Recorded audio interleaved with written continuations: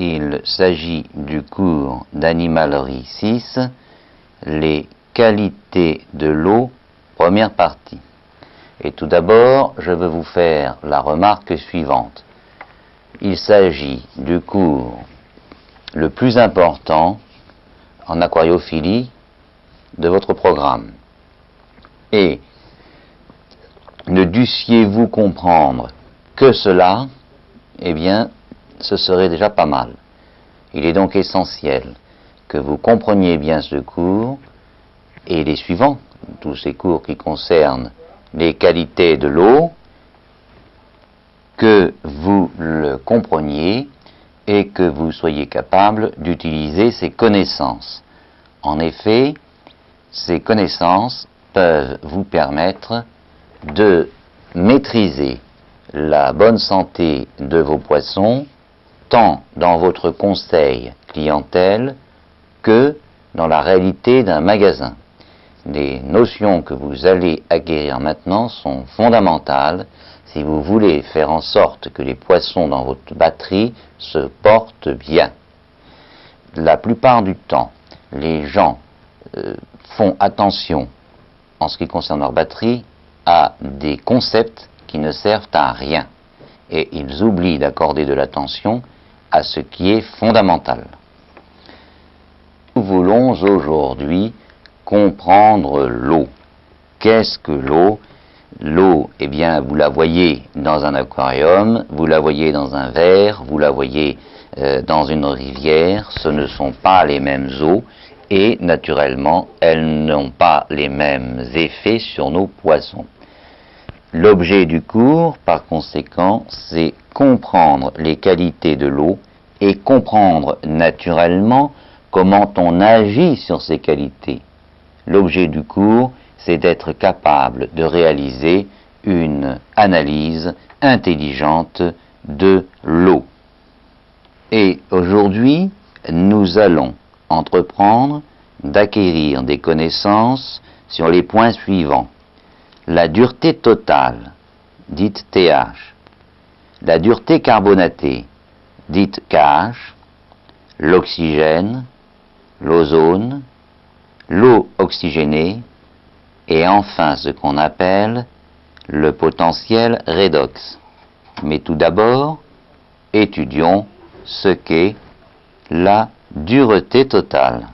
Vous voulez donner une définition rigoureusement exacte de la dureté totale, il vous faut dire qu'il s'agit de la somme des ions alcalino-ferreux dissous dans l'eau. En réalité, il s'agit essentiellement des ions calcium et magnésium. La dureté totale est donc la somme des ions alcalino-ferreux dissous dans l'eau, la majeure partie d'entre eux étant constitués par des ions calcium et magnésium. Tout d'abord, voyons à quoi sert le calcium. Le calcium est le constituant majeur du calcaire. Or, le calcaire joue un rôle essentiel en ce qui concerne les animaux vivants.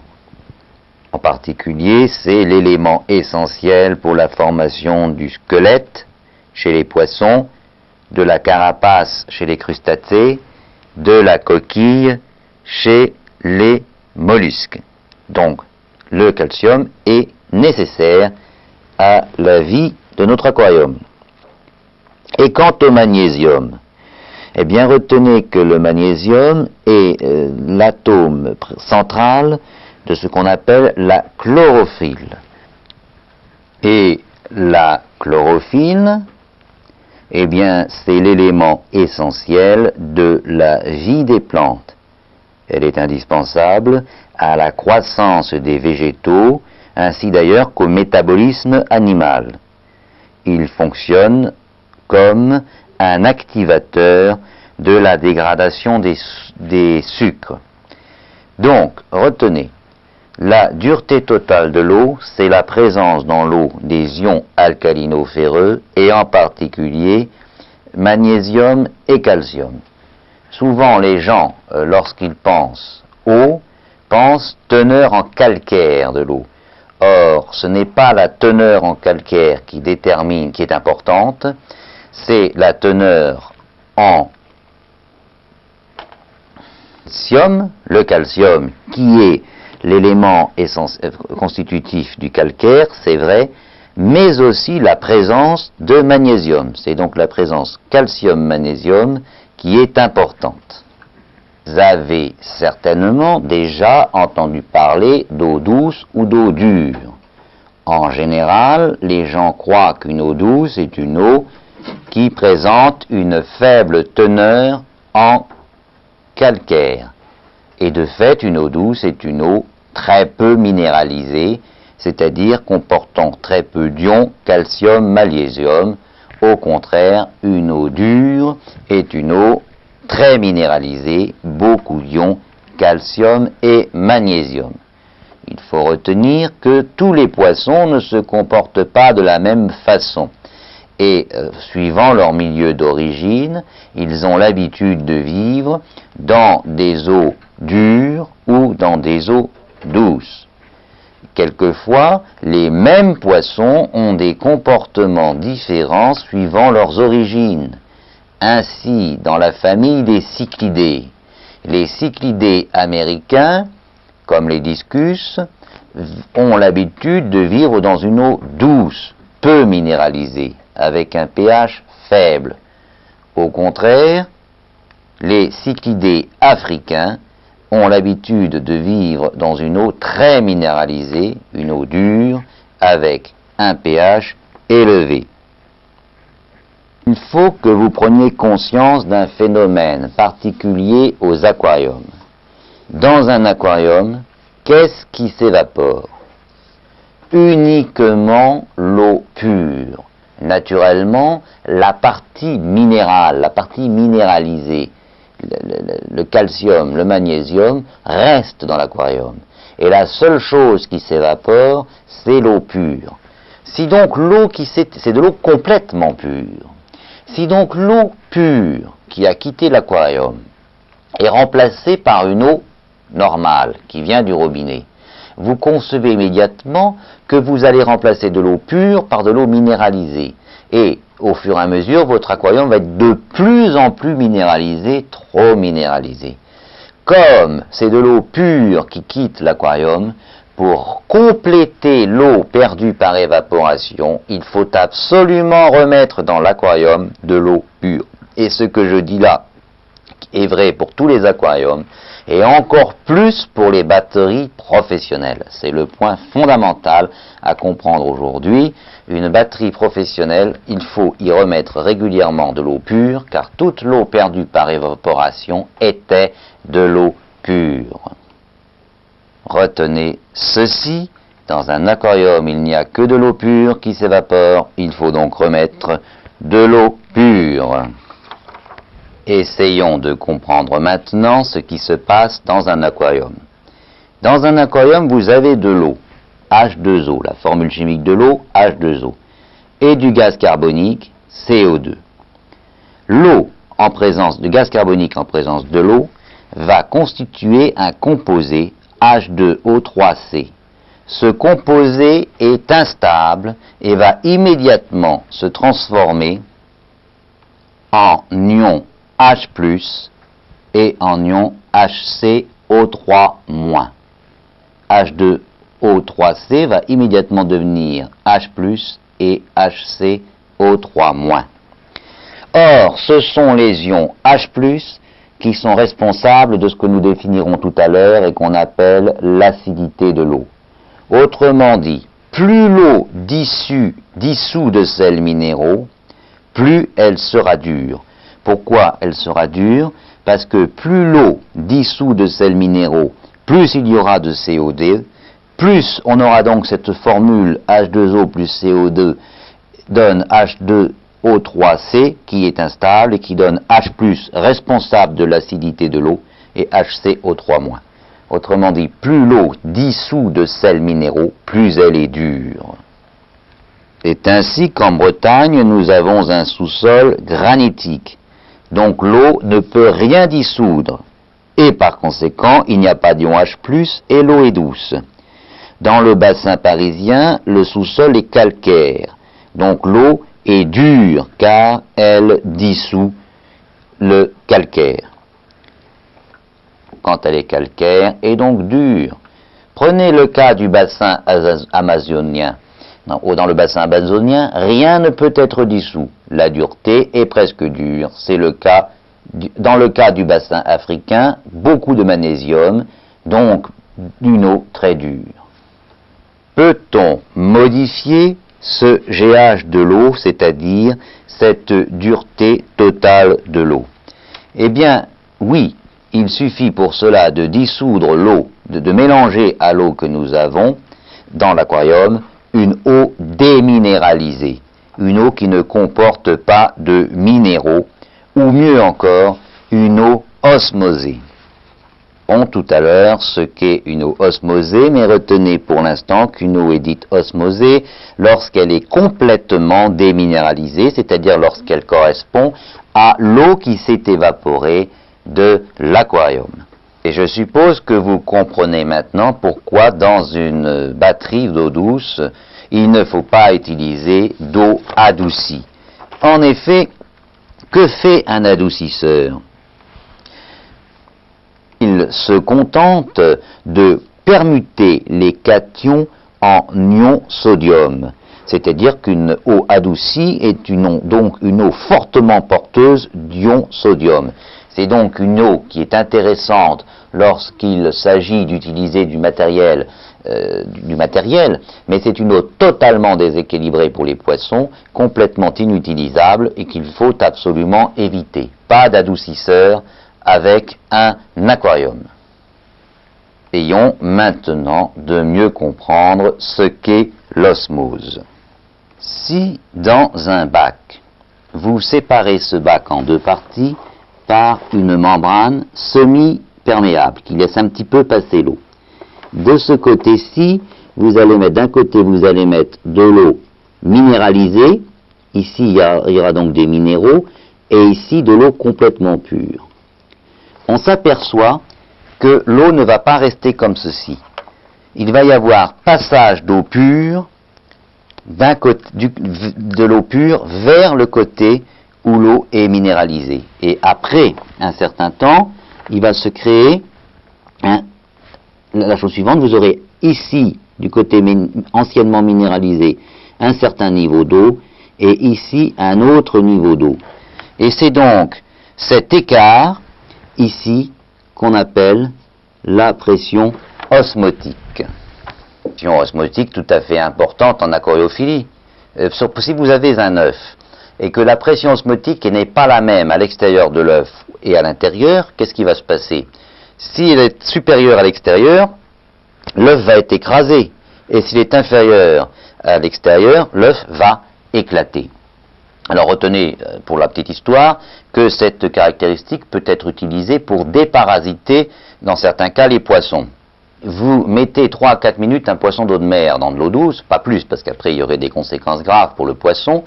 Vous allez, rien que par l'osmose, faire éclater, les poissons vont résister à la différence de pression osmotique. Par contre, les parasites ne vont pas résister, ils vont soit éclater, soit imploser. Ceci vous permet de comprendre ce qu'on va appeler l'osmose inverse. Dans le cas de l'osmose inverse, on va faire exactement l'inverse de ce qui se ferait naturellement.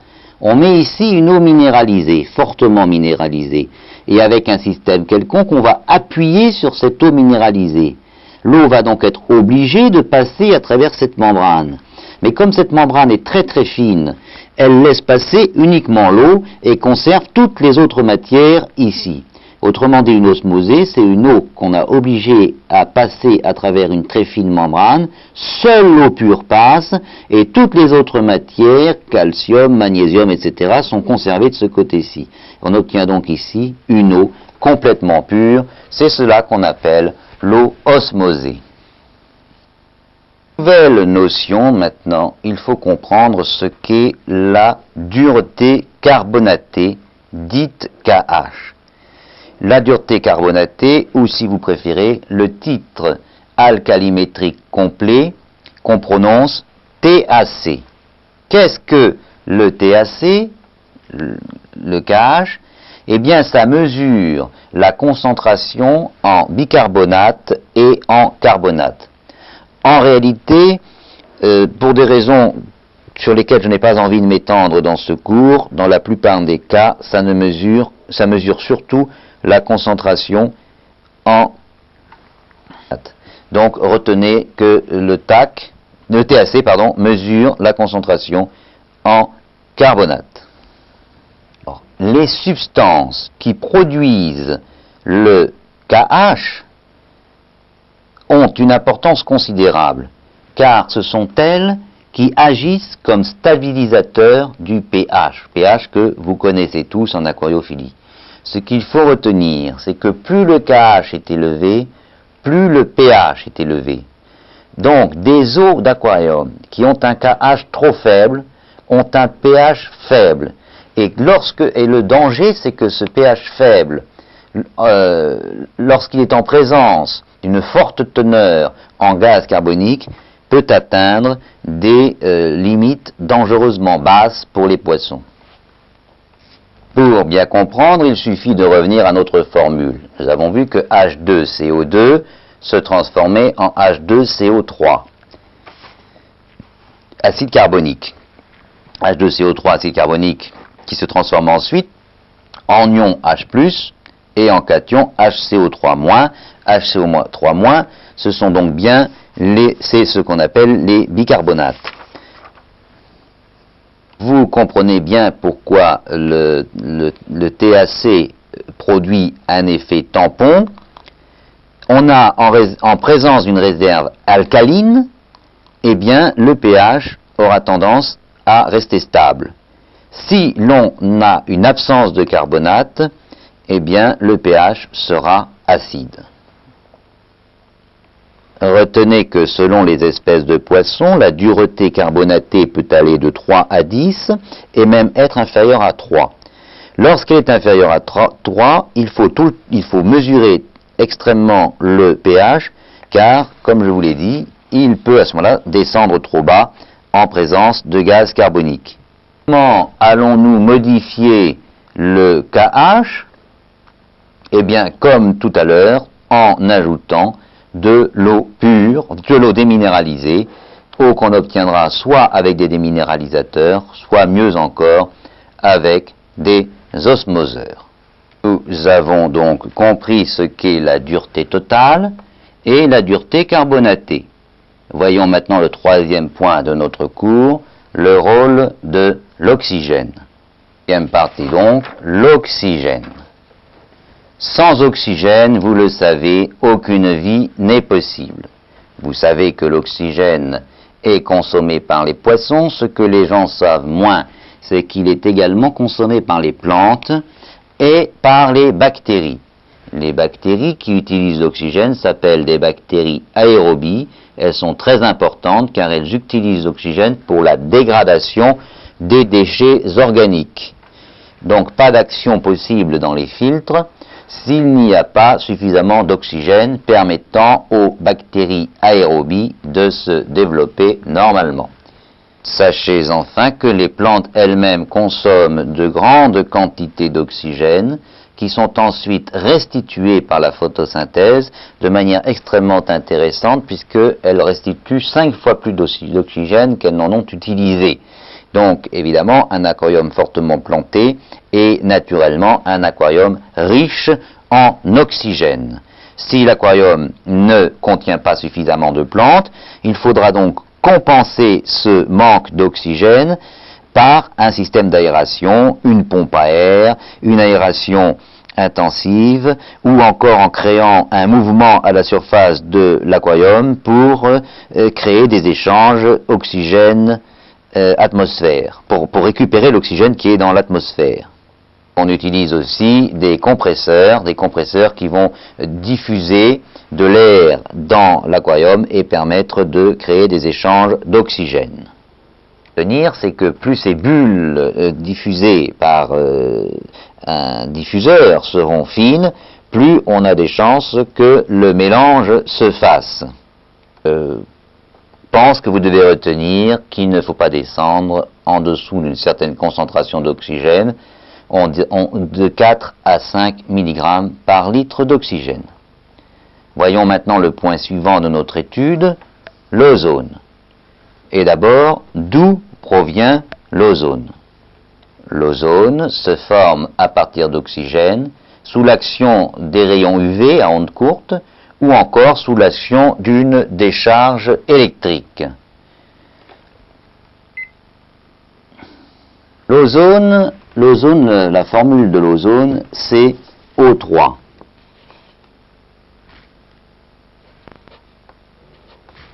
Et O3 se décompose et donne l'oxygène O2 et O+. Alors, le fait que O3 se décompose et donne de l'oxygène O2 serait formidable, puisque c'est ça qu'on veut dissoudre dans l'eau. Malheureusement, il y a la présence de cet ion O+, qui est très réactif et acide, et qui peut avoir des conséquences tout à fait négatives sur la vie de notre aquarium.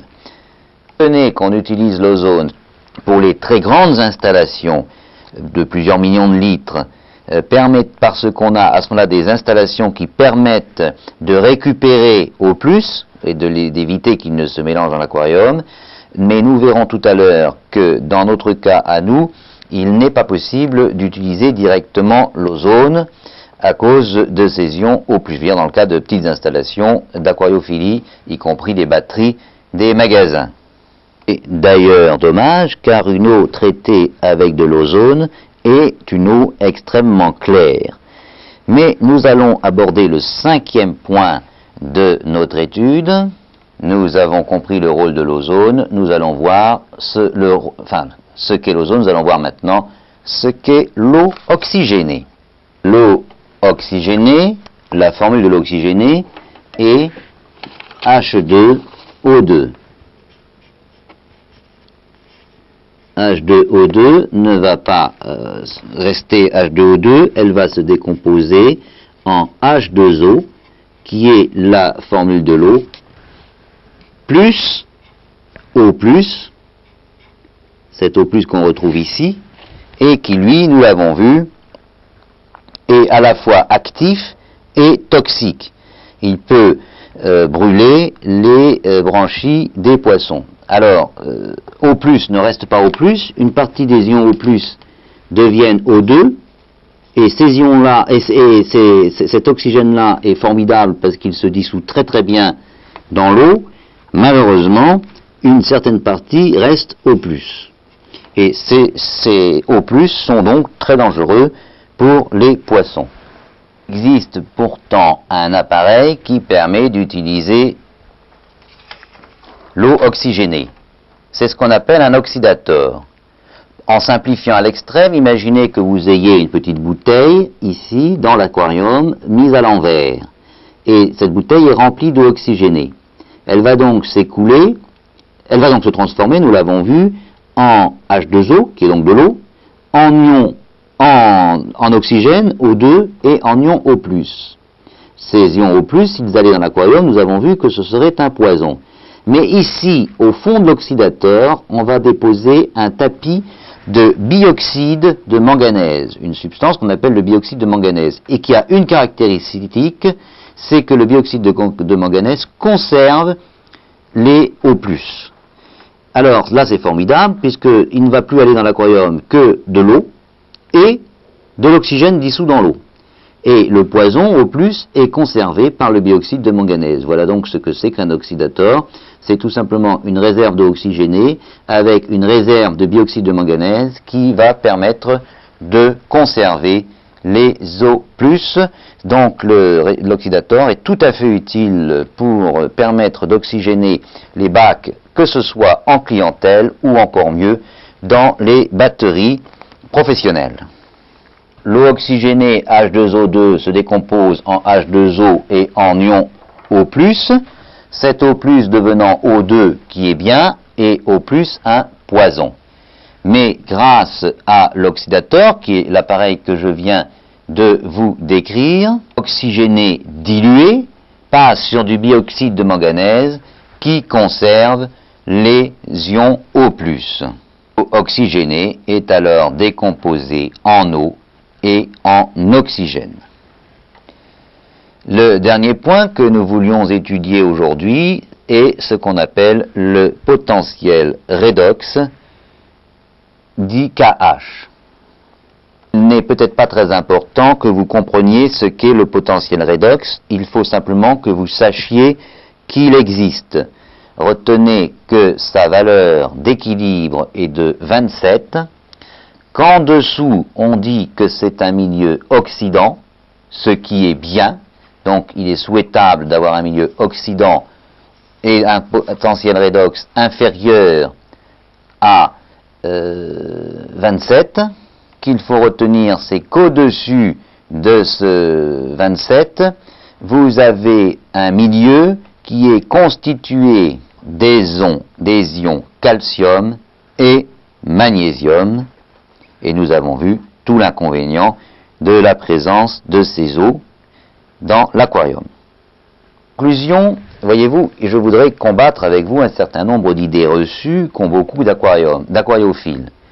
Le calcium, on croit en général que ce constituant principal du calcaire est à éliminer complètement. Non, rappelons-nous que c'est un constituant majeur du calcaire et qu'il est essentiel pour la formation du squelette des poissons, de la carapace des mollusques et de la coquille des mollusques. Donc on ne peut pas se passer de calcium. De même, souvenez-vous que le magnésium, atome central de la chlorophylle, est un élément essentiel de la vie des plantes. Que tous vous avez compris ce qu'est une eau douce, c'est tout simplement une eau très peu minéralisée. Et comment on diminue le pH de l'eau? Il suffit d'ajouter une eau nettement déminéralisée. Et vous avez vu que le plus habile était de le faire à partir de ces appareils qu'on appelle osmoseurs.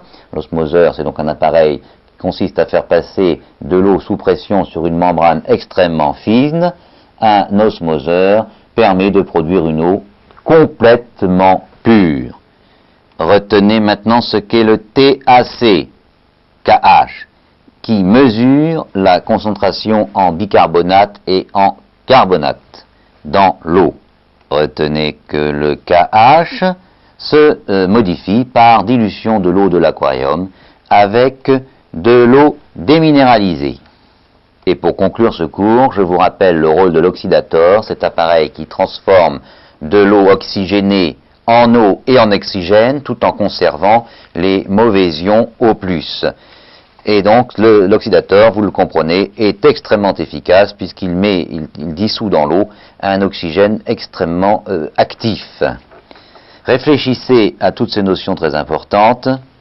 Pas à discuter et à consulter le responsable de votre formation en entreprise. En effet, l'aquariophilie évolue et la connaissance que l'on a du milieu de l'aquarium évolue et on peut de plus en plus effectuer des mesures extrêmement précises. Alors ces mesures et ce suivi de l'eau est tout à fait intéressant en clientèle, mais peut-être un peu compliqué. C'est encore plus intéressant dans un magasin, car vous voyez que grâce à ça, vous pourrez avoir une eau extrêmement stable et confortable pour les poissons, et donc ramener votre taux de perte à quasi rien.